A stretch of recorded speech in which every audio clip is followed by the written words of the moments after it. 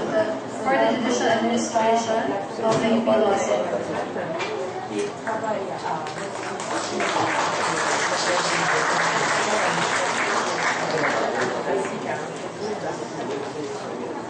Please be seated. Please be seated.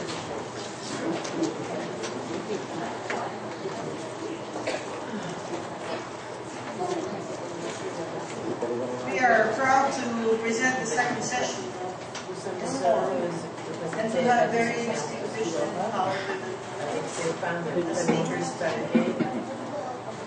They are Gina Lynn Licayan from Philippines, Emilia Castro from Quebec, Mary de los Santos from the Philippines, Judith Marieta Canha Fernandez from Portugal, and Wilhelmina Charles from South Africa. We will begin with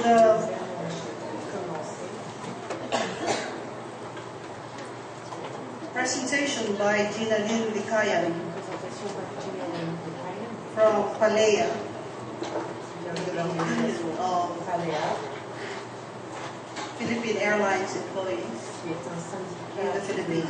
Licayan, who is working with Philippine Airlines for 80 years, was part of the 2,600, 18 years? 8 años. Yes, 80 years. Who was part of 2,000 workers locked out by management in a recent conflict in Philippine Airlines. She is a member of the Board of Directors and the Women's Committee of the Philippine Airlines Employee Association, a labor union composed of 3,500 members. Good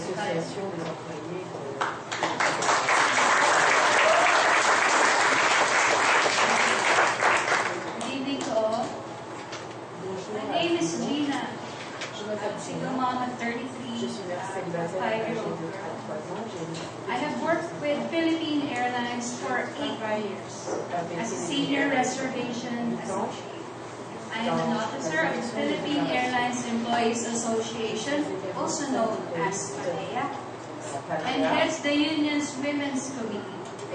I am one of the 14 out of 21 Palea officers and one of the 2,600 PAL employees terminated effective October 1, 2011.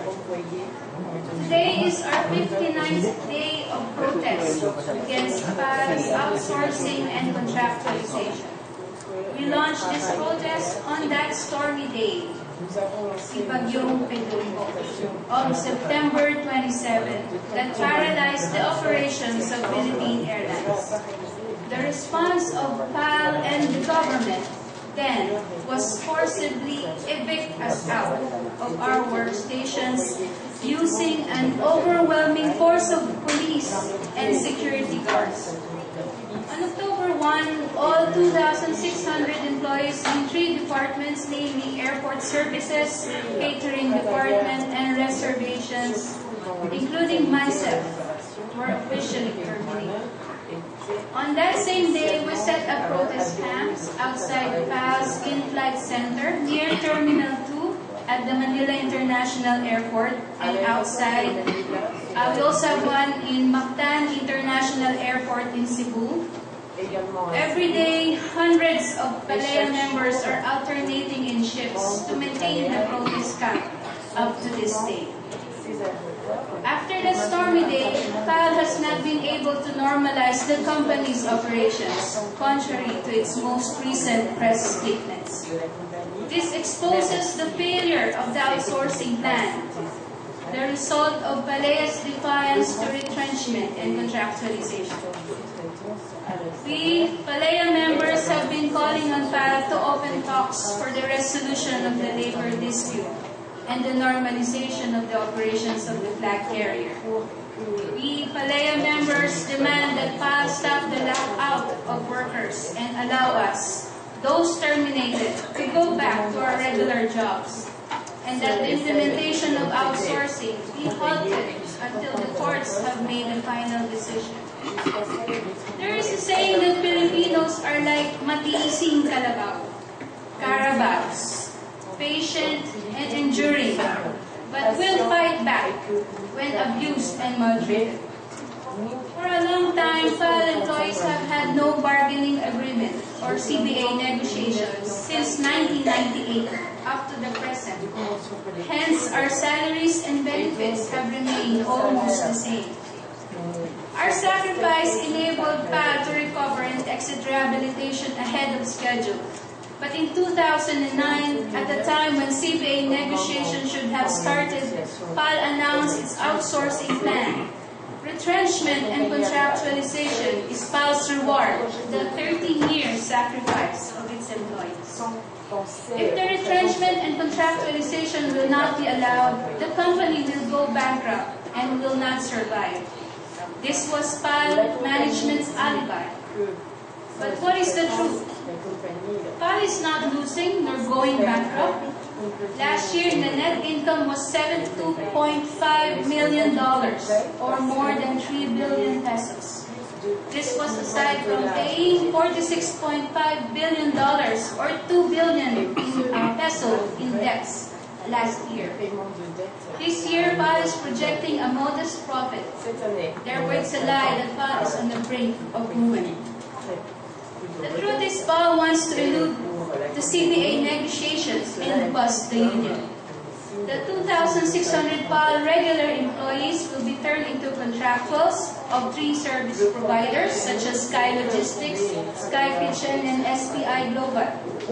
In this way, workers' wages will be cut down, benefits reduced, job security rid of, and the union that is their voice and protection be crushed. As an example, a PAL senior reservation agent like myself was receiving $22,400 in salaries and allowance. If I will agree to transfer to SPI Global, I would have been receiving only 10,000 pesos in salary. A master mechanic, another example is Philippine Airlines has a salary of 28,000 pesos. But upon transferring to Sky Logistics, will be given only a salary of 11,111.50. We will be paid lower salaries, but will be working longer hours.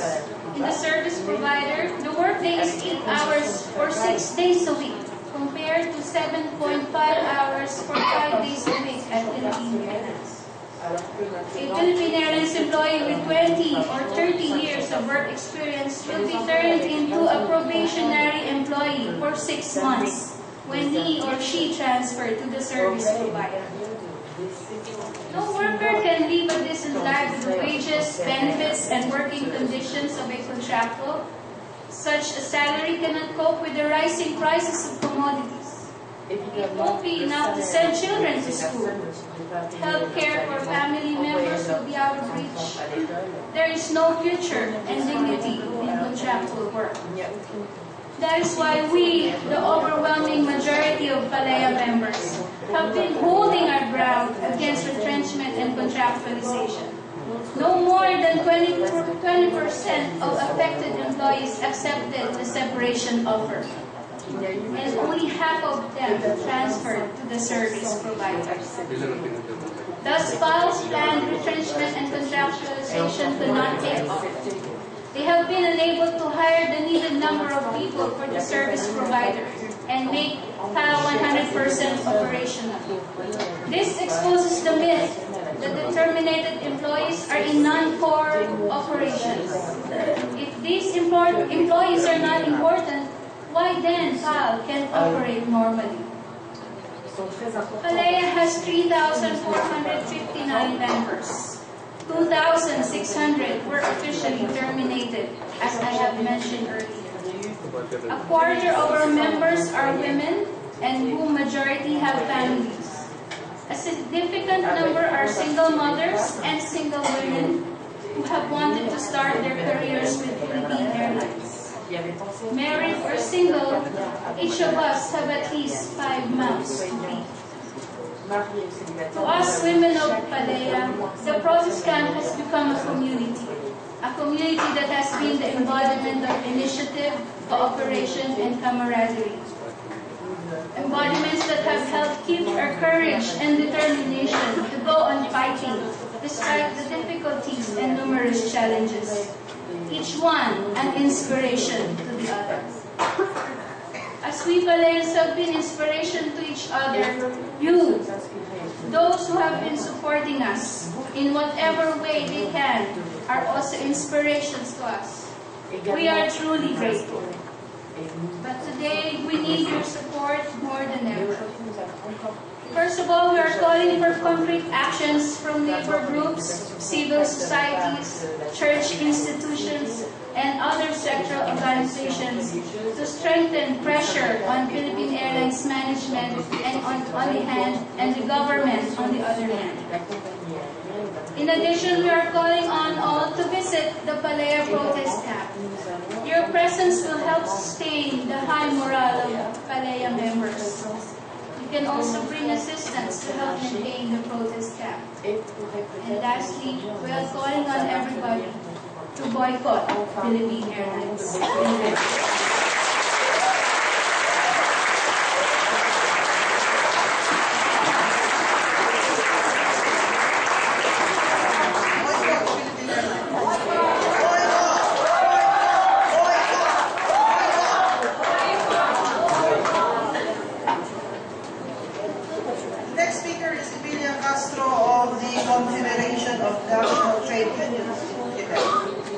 Castro arrived in Quebec from Chile in December 1974 as a political refugee following the coup d'etat in 1973, led by Pinochet. She got a job as a teacher in a daycare and became a key player in the formation of the network of child care in Quebec. She was among the leaders who organized the first union of child care in Quebec. This helps consolidate the network and allow the staff to gain recognition of their profession and of better working conditions. Today, there are 8,000 office in the United States, for example, Margaret Thatcher's in the United Kingdom, and military dictatorships in various other countries from Latin America, which has favored the application of such policies.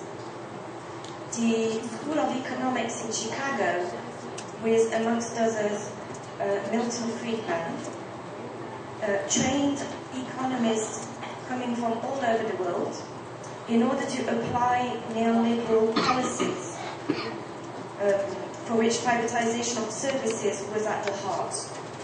We assisted to a wave, and we can even talk about tsunami here, because what used to be public has become private, and everything has been sold to the best buyer. We have assisted to an abandonment of responsibilities for the state, an abandonment and a reduction in the necessity to answer the needs of population, the basic needs of population. Les conséquences ont été dramatiques partout dans le monde, aussi bien au sud comme au nord. L'accès aux services d'éducation et de santé, par exemple, dépend des revenus des familles à cause des politiques néolibérales ou des programmes d'ajustement structurel. Dans plusieurs pays, il y a eu des mobilisations. L'environnement est un bien commun et non une ressource inépuisable pouvant être utilisée au profit des entreprises et des États. Cependant, les systèmes capitalistes exploitent de façon extrême la nature, les ressources naturelles, en réduisant à dessein des marchandises achetées ou vendues, à les billets de privatisation et de contrôle à la force. The consequences have been dramatic everywhere in the world, maybe in the south or in the north. Access to education and health services, for example, depend on the income of families because of these neoliberal policies or because of structural adjustment programs. There have been mobilizations organized in various countries. The environment is a common good and it is not an everlasting resource. resource which can be used at the benefit of companies and the states. However, the capitalist system exploits in an extreme way nature and nature resources by reducing them to simple goods that can be bought or sold through privatization and the control of force control. La biodiversité est privatisée par des milliers de lois sur les brevets imposés par les accords de libre-échange et quant à la capacité de reproduction des semences,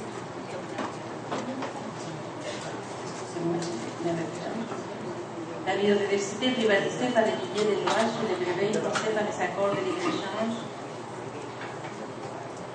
Le système politique et économique actuel lie les biens publics mondiaux, notamment par les milliers de politiques d'ajustement structurel et d'autres programmes imposés par les institutions financières internationales. Un exemple, c'est actuellement le cas de la Grèce, avec les conséquences si néfastes pour les peuples et encore une fois particulièrement pour les femmes. Il faut se rappeler que 70% des pauvres dans le monde sont des femmes. Biodiversity is privatized through laws on imposed patents, through free trade agreements. The political and economic system denies the world public good, especially through policies of structural adjustments and other programs imposed by international financial institutions.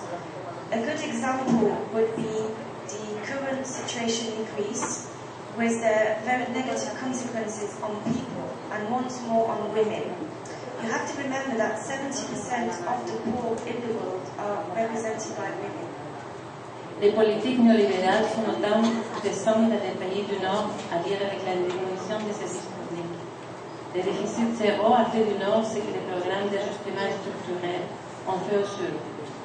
Donc, qu'on soit du Nord ou du Sud à niveau différent, on vit le même système.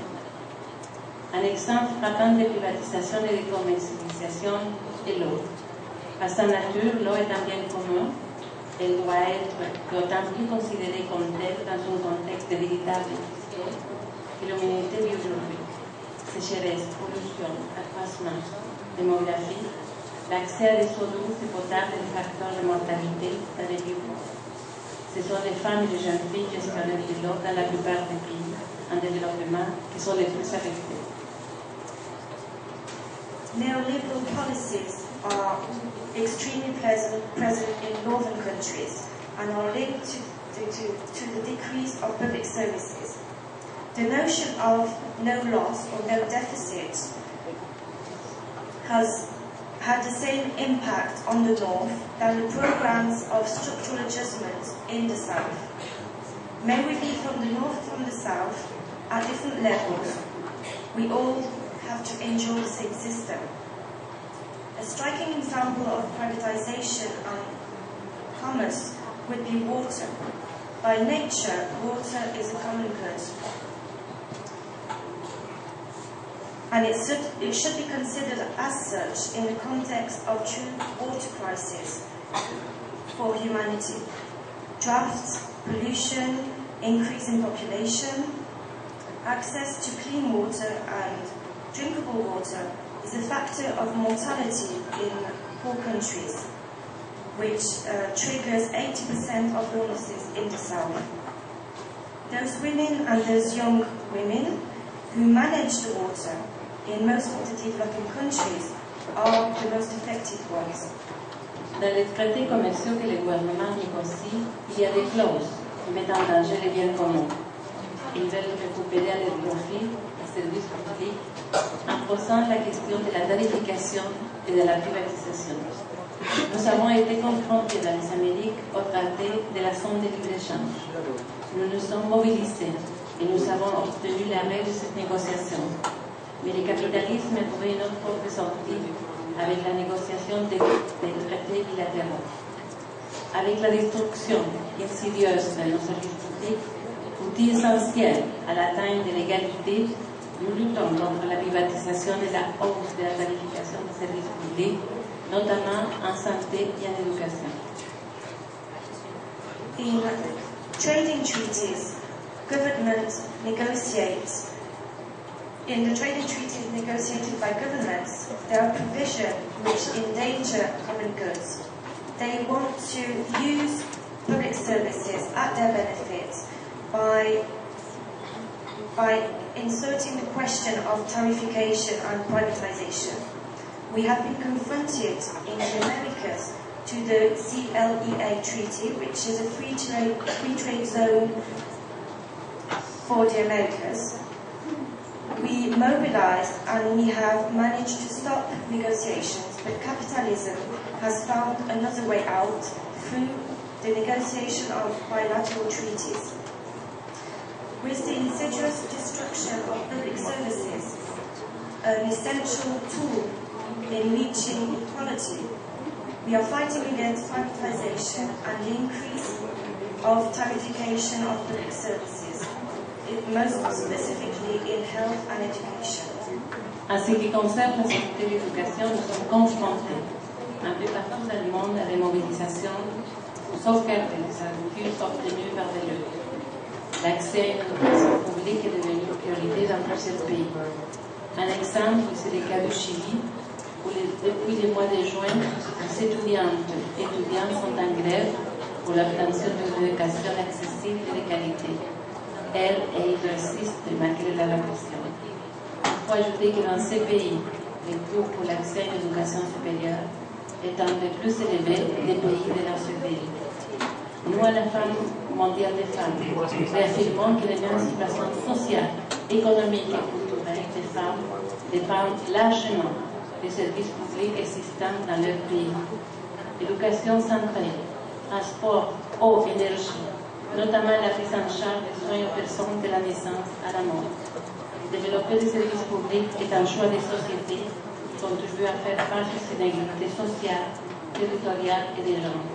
Ce sont les acquis des services publics qui ont pu jouer un rôle d'amortisseur face à la crise. As regards health and education, we have been confronted everywhere in the world to large mobilizations in order to safeguard the assets we have gained through struggles. Access to public education has become a priority in various countries. An example is the case of Chile, where since June, young women students and young men students have been on strike in order to obtain access to education and a better quality of education. They have been resisting to repression, and I also have to add that in this country the higher education fees is one of the high one in the OECD countries. We at the World March of Women reaffirm that in social, economic, cultural emancipation of women depends largely on public services existing in their country, such as education, health, transport, water, energy, and the taking care of people from birth to death. Developing public services is a choice made by society which contributes to fighting for inequalities, may they be social, territorial or gender ones. It's the assets of public services which have played a role in the crisis. En ce qui concerne l'autonomie économique des femmes, la pauvreté des femmes et le manque d'autonomie économique découlent des choix politiques et économiques que nous effectuons à chaque jour en tant que société. Soyons clairs, la fin de la pauvreté des femmes n'est pas une question de charité, mais bien une question des droits des femmes et des droits humains. Le patriarcat cantonne les femmes à des rôles de production et considère qu'elles sont par nature portées à s'occuper des autres. Pourtant, il n'y a pas grand-chose de naturel là-dedans.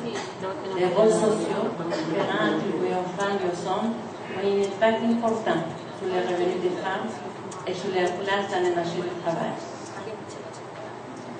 Economic autonomy of women. women's poverty and a lack of economic autonomy are due to political and economic choices which are affecting us on a daily basis as a society. We have to be clear here. The ending poverty for women is not a question of charity, but a question of women's rights and human rights. Patriarchy imprisons women in a reproduction role and considers them as, by nature, here to care for others. However, there's nothing very natural about this. The various social roles attributed to women and men have an important impact on the women's incomes and on their place on the labour market. La notion de travail continue trop souvent de référer uniquement au travail salarié et d'exclure le travail domestique, aux services liés aux soins des enfants, aux des proches dépendants, ainsi que toute autre activité bénévole de service à la communauté. Les femmes consacrent une grande partie de leur temps à satisfaire les besoins de la société, des membres, de leur famille et de leur communauté. C'est ce qu'on appelle le travail invisible. De cette façon, dans la recherche de l'autonomie économique, les femmes doivent toujours gérer leur temps et disponibilité entre le travail de soins et le travail rémunéré. De ce fait, elles se trouvent souvent limitées à des emplois à temps partiel ou informel qui leur offrent une flexibilité leur permettant d'aller chercher des enfants, de s'occuper de leur santé, etc. The notion of work continues too often to refer only to paid work and continues excluding domestic work or work which has to do with taking care of children or of parents, as well as any other activity on a volunteer basis for service made to the community. Women dedicate a lot of their time to satisfying the needs of society, of the members of their families and their community. This is what we would call invisible work. In this way, in the strive for economic autonomy, women always have to manage their time and their availability between work, between taking care of their families and paid work. And this means that they will often be limited to part-time works or informal works, which will offer them more flexibility and enable them to go and get their children at school, for example, or looking after their parents. Malgré la créativité mise en œuvre pour lutter pour leur autonomie, beaucoup de femmes rencontrent divers obstacles pour réussir à l'obtenir. Dans certains pays, communautés ou familles, selon la loi ou la coutume, l'utilisation du père, du mari ou d'un homme de la famille est nécessaire pour qu'elle puisse exercer une activité rémunérée. En outre, dans beaucoup de pays, les femmes sont moins scolarisées que les hommes et les filles rencontrent beaucoup de difficultés pour continuer d'exploiter. Ailleurs, on observe une augmentation de la scolarisation des femmes depuis ces dernières années, mais elles sont plus souvent au chômage et gagnent moins que les hommes à compétences égales.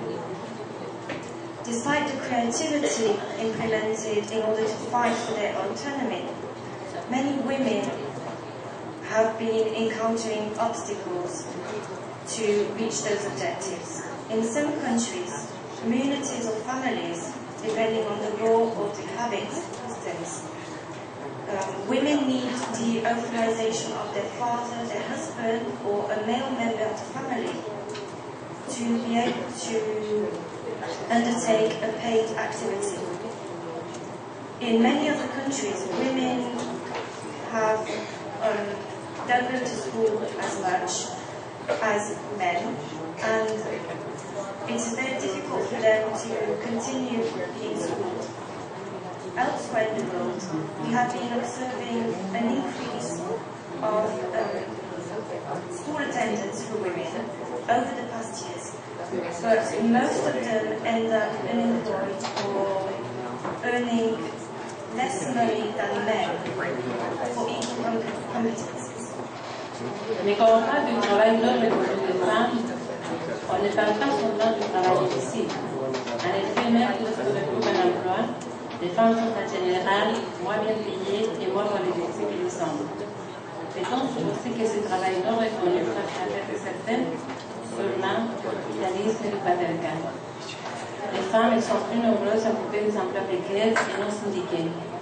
Dans certains pays du Nord, les femmes disposent en moyenne de 30% de revenus de moins que les hommes, et c'est dans toutes les catégories d'âge, sans fonds de pension, elles se retrouvent ainsi plus pauvres une fois arrivées à la retraite, n'ayant pas contribué autant au régime de protection sociale, et c'est le cas au Québec. But when we talk about non-acknowledged work for women, we are not only talking about invisible work. Indeed, men, when they have a job, women are generally less paid than men and less valued. So can we suppose here that this non-acknowledged work is for the benefit of some? It is probably for the benefit of capitalism and patriarchy. Women there are more women who have precarious jobs and who do not belong to trade unions. In some countries of the North, women dispose, as an average, of 30% less income than men, and this in all age categories. And without any pensions, they often find themselves living in poverty once they are retired, if they have not contributed as much to social protection regimes, which is the case in Quebec.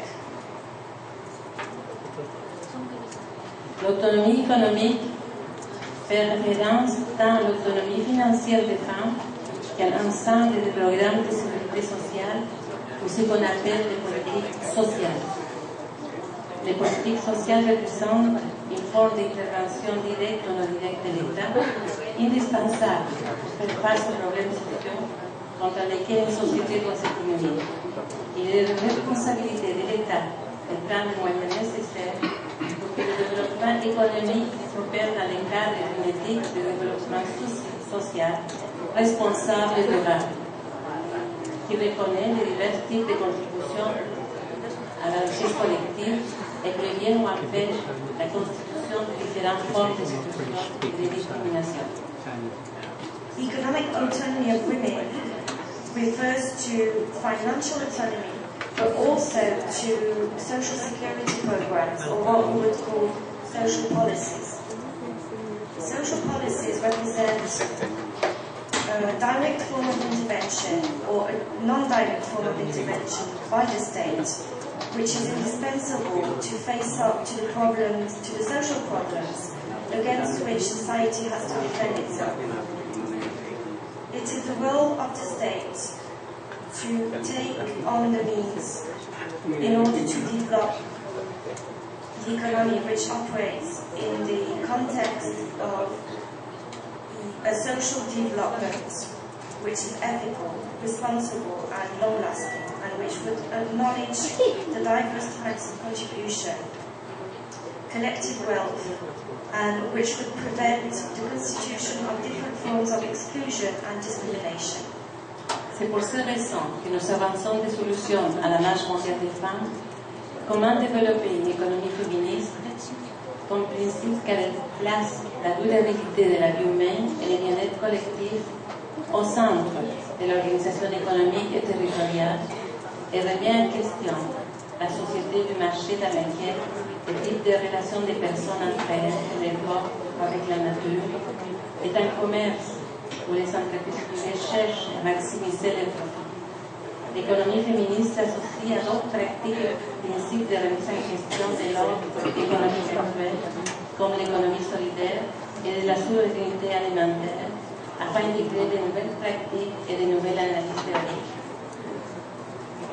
This is why we are proposing solutions on how to develop a feminist economy as a principle, because it places sustainability of human being and collective well-being at the center of the economic and territorial organization, and questions the market society in which people and their bodies and nature become a trade object, and where private companies strive to maximize their benefits.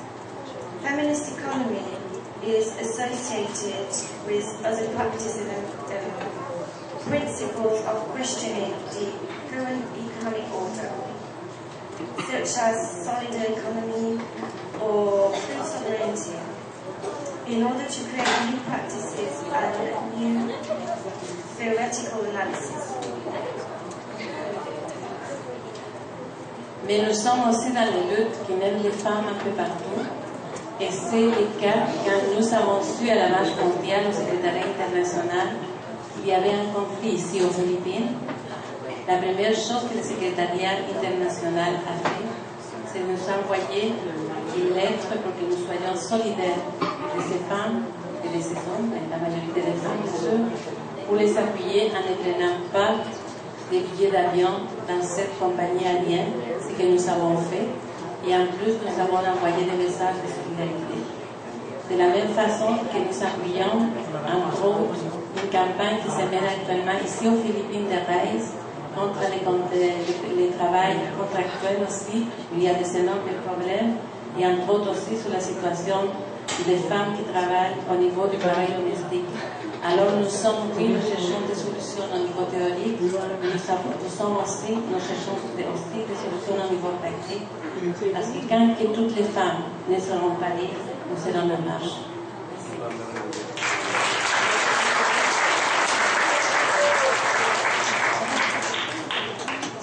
But we are also fighting in the world on behalf of the World March of Women.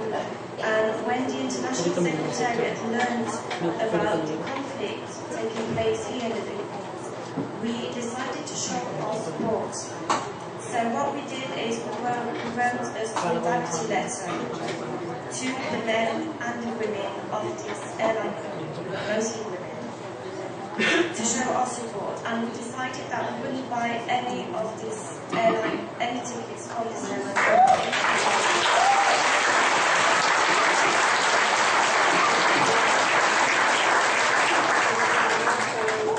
Another thing we did to show solidarity was supporting a campaign here against contractual work,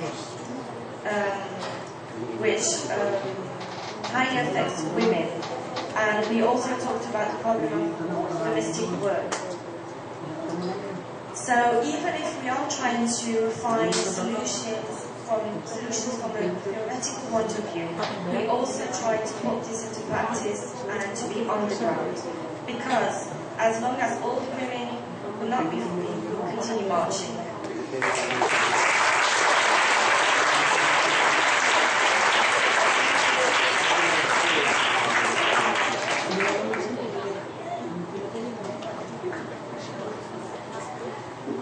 Next speaker is Filipina, Mary de los Santos. Mary is a home-based worker from the group Patamama and was newly elected president of the National Rural Women's Congress, or the PKKK. PKKK is a coalition of rural women organizations that advocates for the elimination of discrimination, violence and poverty, towards the strengthening of the Philippine women's movement. It envisions a society that enjoys freedom, security and development, where rural women are engaged in the fulfillment of their rights at home, the community and society. Part of its agenda are the fulfillment of rural women's property rights in agrarian reform, fulfillment of rural women's property rights in ancestral domains, property rights to coastal resources, access to safe and adequate food, potable water and basic services, as well as access to sustainable and women-friendly agriculture and fishery support services. We will now hear from Mary de los Santos.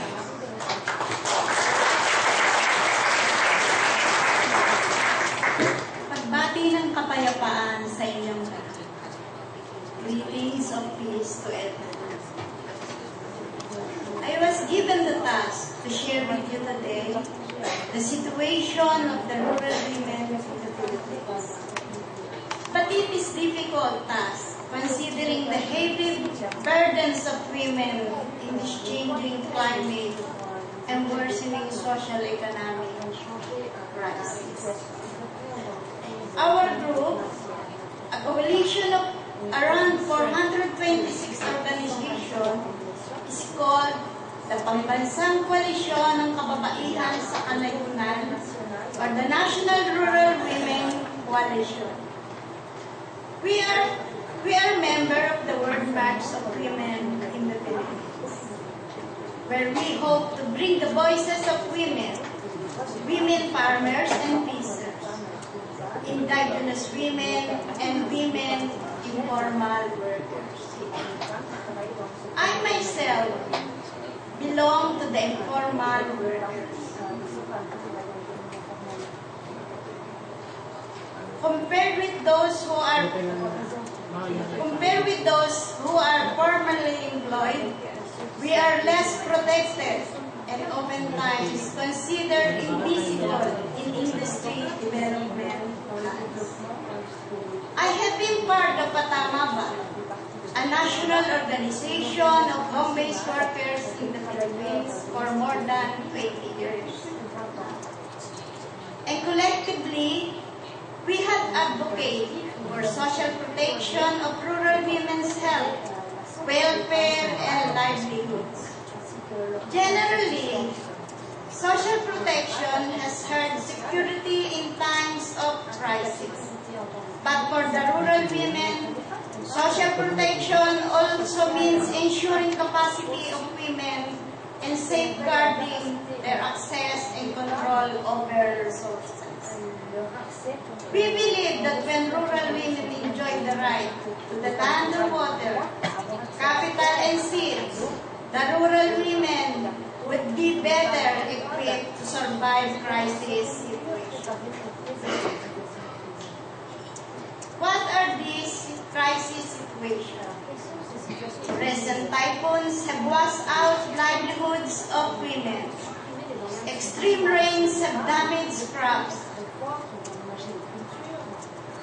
And storm surges have left many in the coastal communities homelessness. Among other, amidst all this, women are left to problematize everyday survival and food needs of their families.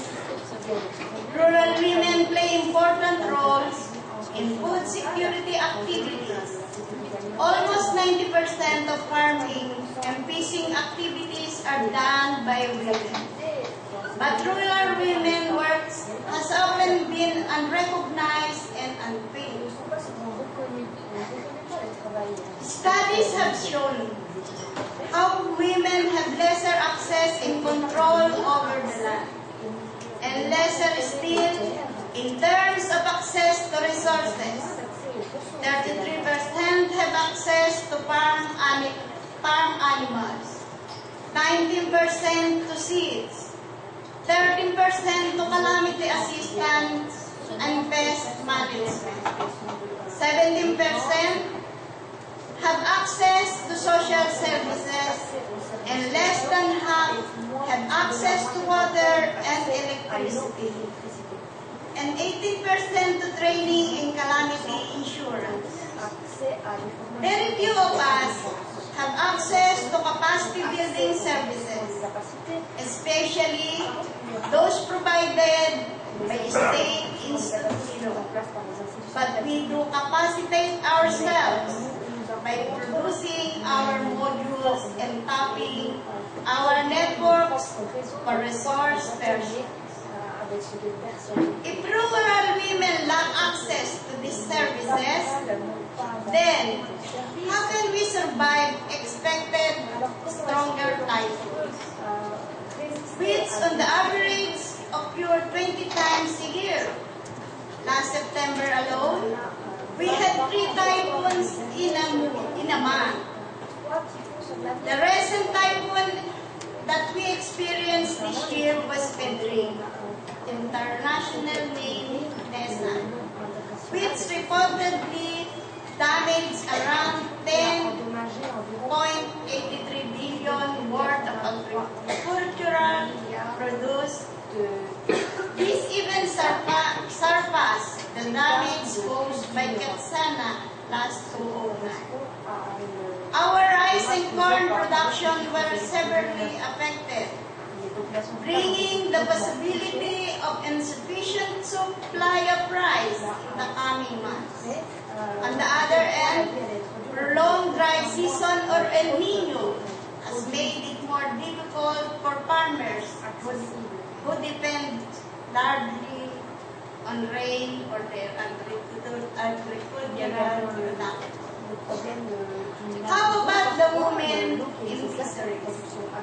Coastal communities experience storm surge and sea level rise that affect the area where women usually get their source of food and livelihood. On top of the impact of climate change, there are other threats to fisherfolk settlement, namely investment on ecotourism, commercial resorts, and aquaculture or fish funds. Many of these inventors are backed by traditional politicians.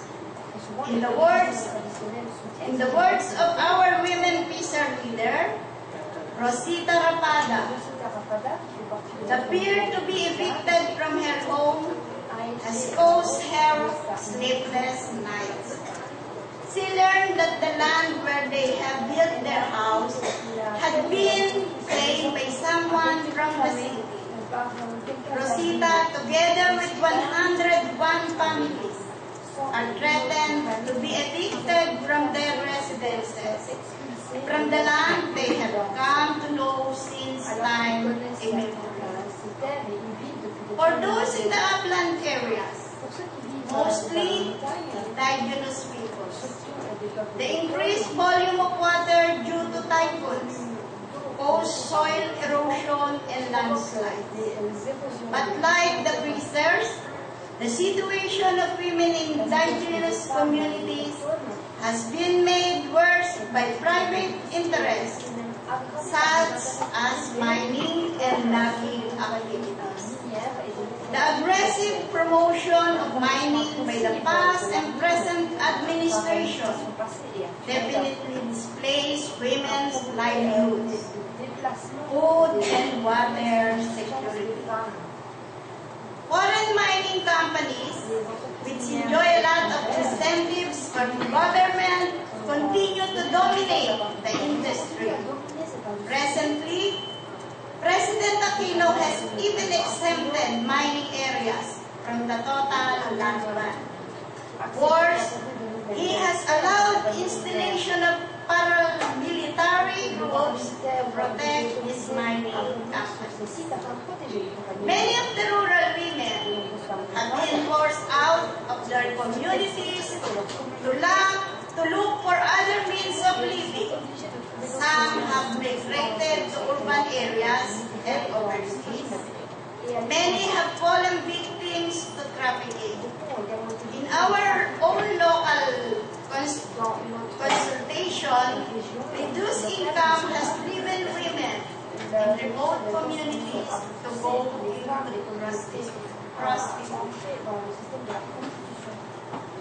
Not being able to enjoy one's right to the commons, water, land, forest, has a high cost on rural women's welfare.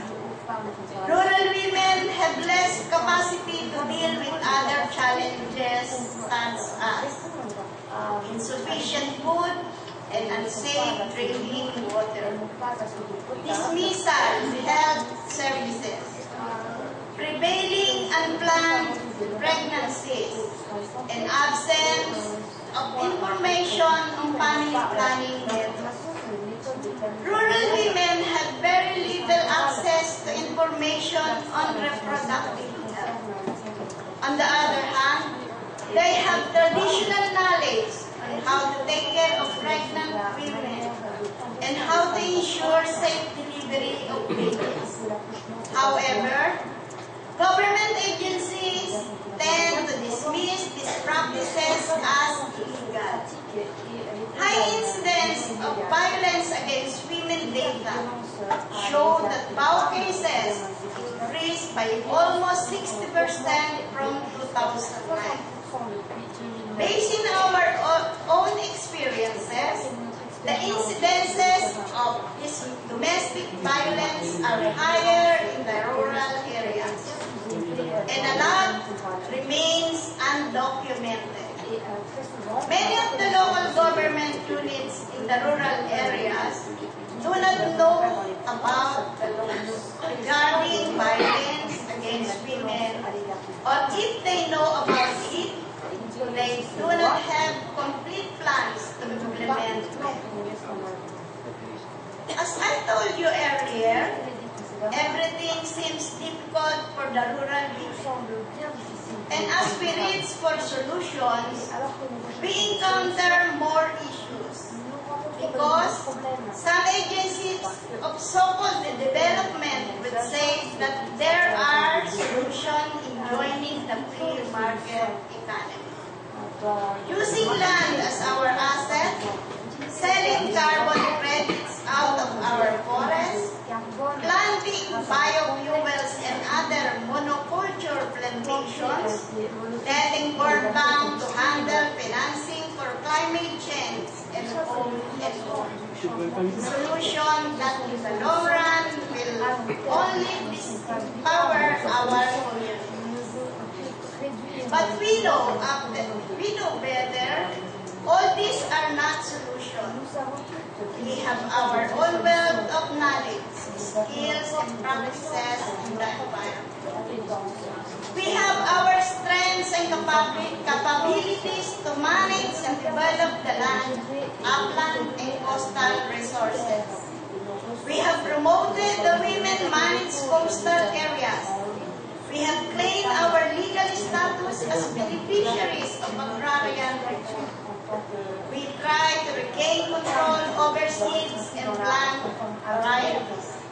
We ensure that what our families eat are safe and nurturing. We have organized ourselves in the communities in order to solidify our voices and build a national coalition of rural women, and have joined other coalitions as well in order to amplify our voices. We create spaces and we ensure that we are heard. And with all of you here sharing this space with us and us sharing with you, we know that we will have a better future, climate change or not, as long as we're together.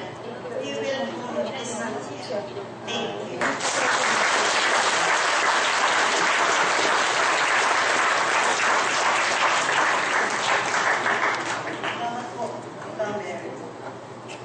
Now our next speaker is from Portugal. Judith Marieta Canha Fernandes is one of the founders of the Center of Information, Promotion and Accompaniment of Equality Politics, a PhD student, faculty at the University of Porto, Portugal. She is also the coordinator of the World March of Women in Portugal. The Union of Women Alternative and Response is a women's group of socially committed feminists committed to awakening feminist consciousness in Portuguese society. For 30 years, the union managed to unite several generations of women thanks to the contribution of women like Judith Fernandes.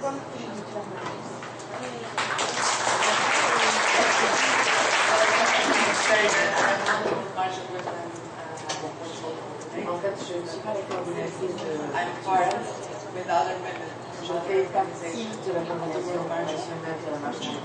And I would also would like to say that it's a pleasure to be here with you, and I take your presence, and I thank very much the way that since you've been here, we have been received so warmly, and which that strength from women from Philippines. I'm also happy because I think in the days like today, when we unite and fight together, are days of joy. So today to me is a day of joy. Despite all the things we've been hearing, which I will not enjoy, I'll be talking about the work of women. And I'll start by talking about the invisible work of women, sharing with you a bit of the work of my grandmother, which I lost a month ago. So with that, I lost part of my roof and part of my roots. And I want to honor her also here. And also because I think the experience of my grandmother is similar to many women all over the world. She had 11 children. And every time she had a child, on the next day she would be working and washing clothes by hand. She would wake up every morning around 5 o'clock in the morning. So when my grandfather and my parents were going out to work in my house, she would have all the food ready. She would go on working all day. And one thing I remember very clearly is that when we were eating, she was always standing, looking for something, asking us if we needed something else. And then at night, she would go and do embroidery, which was her work also. So I always remember my grandmother running everywhere. She was always running. And it's because of that memory, that I can't stand anymore when anyone tells me that women don't work. Like 2 weeks ago, I was in university having a conference about poverty in women, and there was a professor from the university who said that many women are poor because they didn't work through their lives. And I had to tell him, I can't accept, I can't hear that anymore. Because us, women, we have always worked. Through all history, we always worked. So,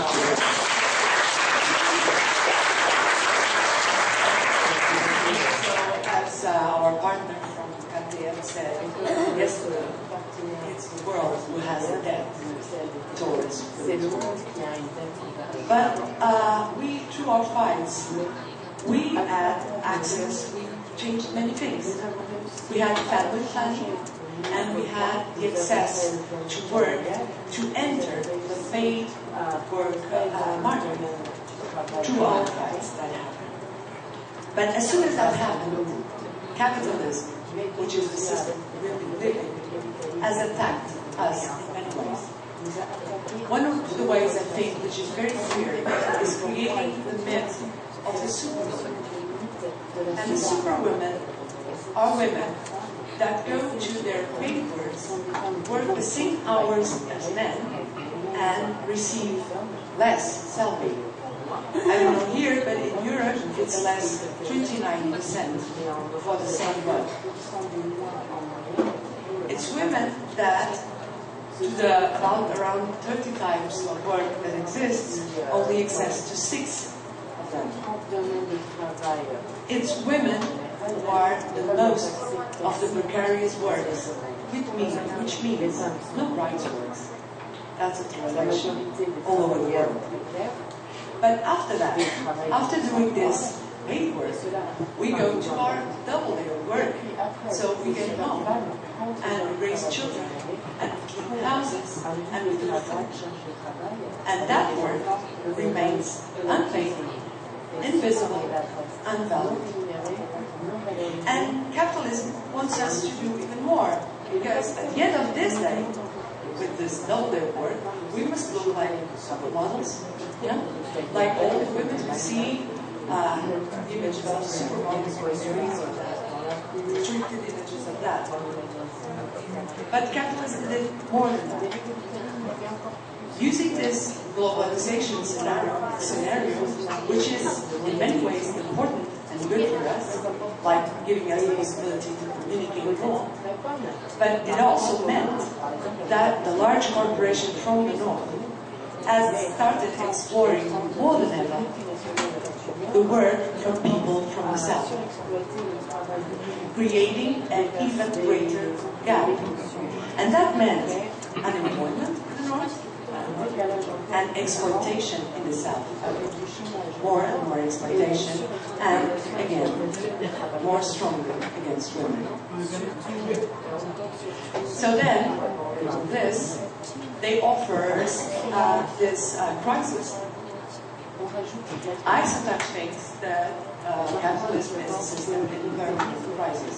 It's a crisis. And the crisis now we're facing, it's not only economic, it's environmental, it's systemic. It has to do with all aspects of our lives. And what they are trying to tell us is that they have created a crisis, the big corporations, with speculation, and now we should pay with more work. And not only more work, they are doing that in several ways. They are attacking our rights to health, our rights to education, privatizing it, and making us pay for what is basic rights. They are forcing us to accept any kind of work under any conditions, because most of us, we are so feared to lose the work that we end up accepting anything.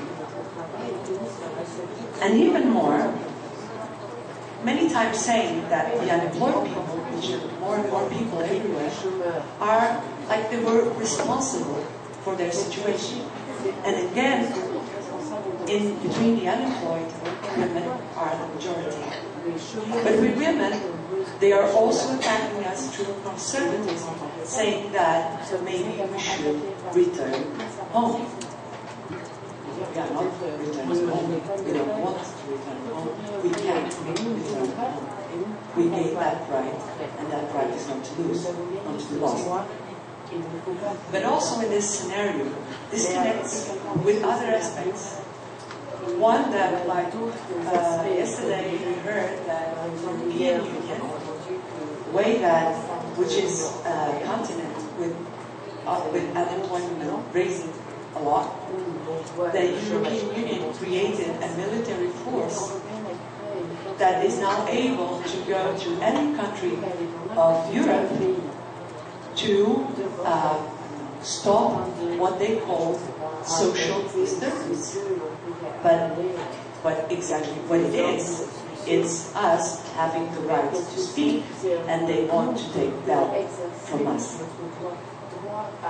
It also means that in the primary sector, for example,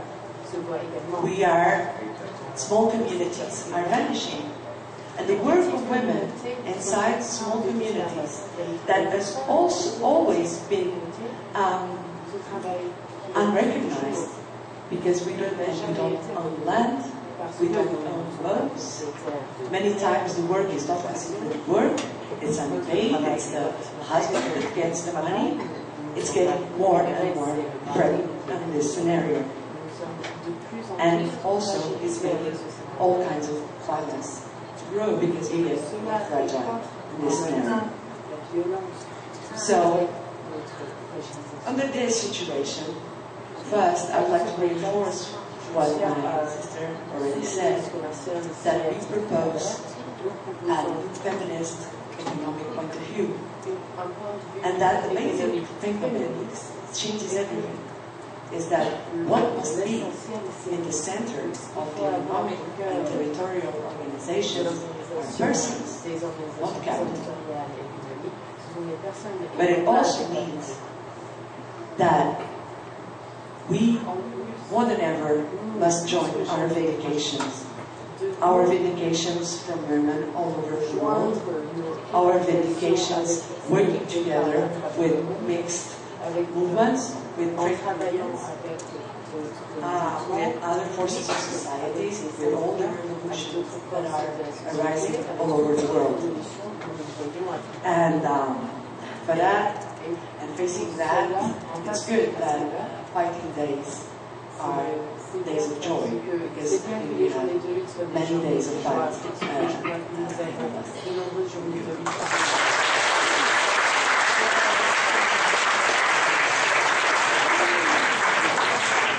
Our next speaker is Wilhelmina Trout from South Africa. Trout is the coordinator of World March Women in South Africa, part of the International Committee, and serves as vice chair of the Toyasa Fund Board. He has a long history and rich background in taxation and labor law, and was instrumental in the formation of various South African trade unions, and has worked with several labor federations throughout Southern Africa.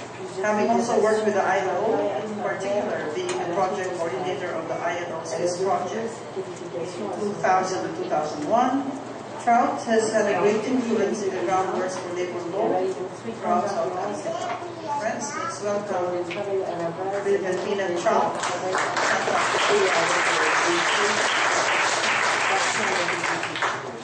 Thank you very much. Nice person talking about.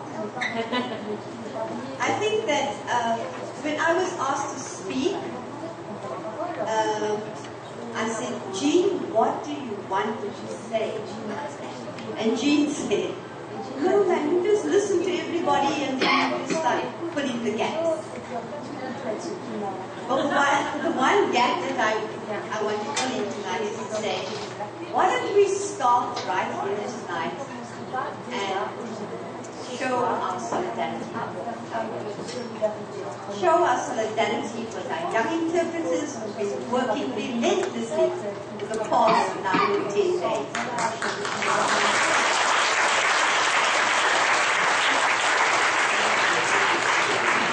And I am going to end off by not saying anything, but by sharing with you a slogan that we have in the trade union in South Africa.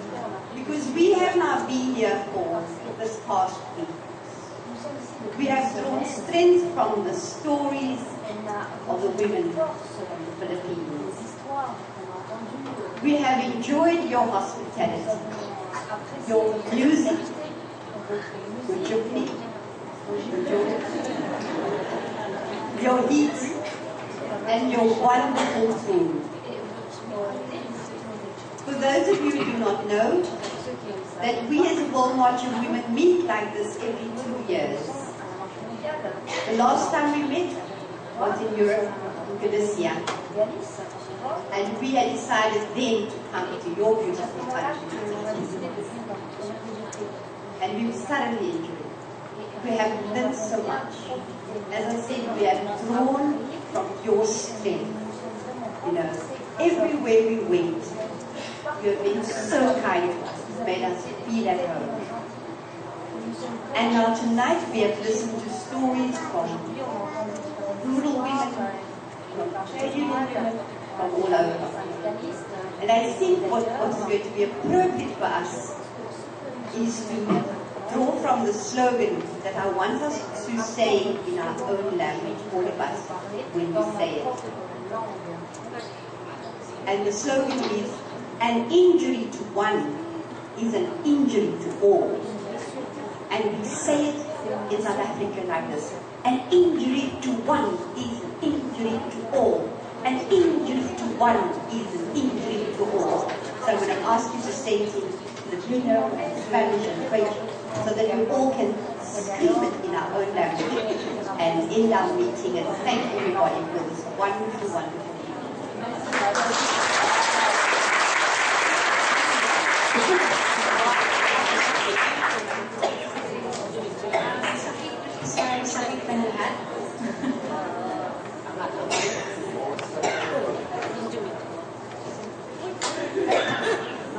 Uma ferida numa é uma ferida em todas.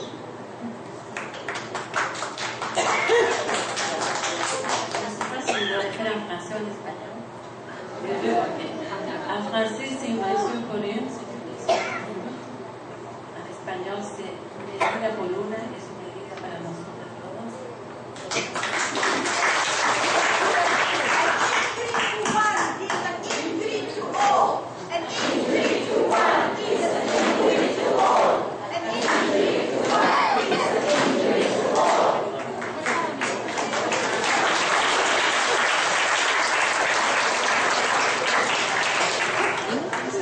Before we end our celebration, I know you last week.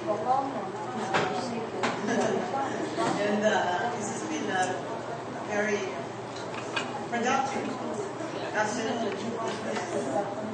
Our Institute for the Administration of Justice at the University of the Philippines is more than happy. Host all of you again next year if you want to come back.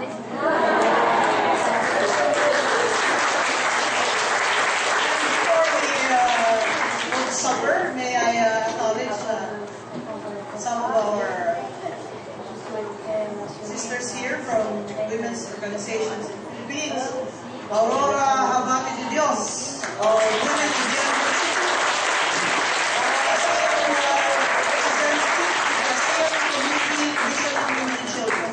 our very own Professor Mirna Feliciano, former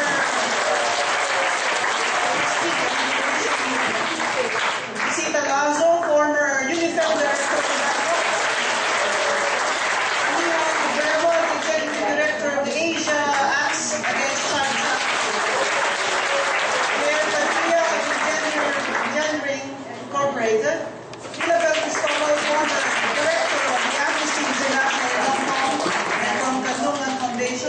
and Sally Scutin of Health Justice.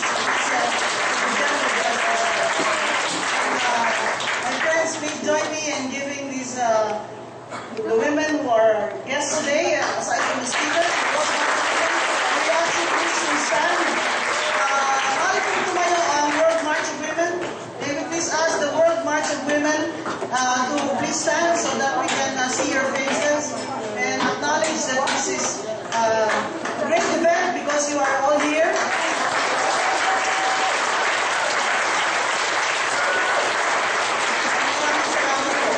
May I ask the speakers please to come on stage for our required photo for this event. By the way, this event was on live stream, so as we spoke here, whoever could access was able to see you live. It will also be posted in our website, in the Institute for the Administration of Justice. We will share it with Kakwa and all of you so you can share it with your friends all over the world.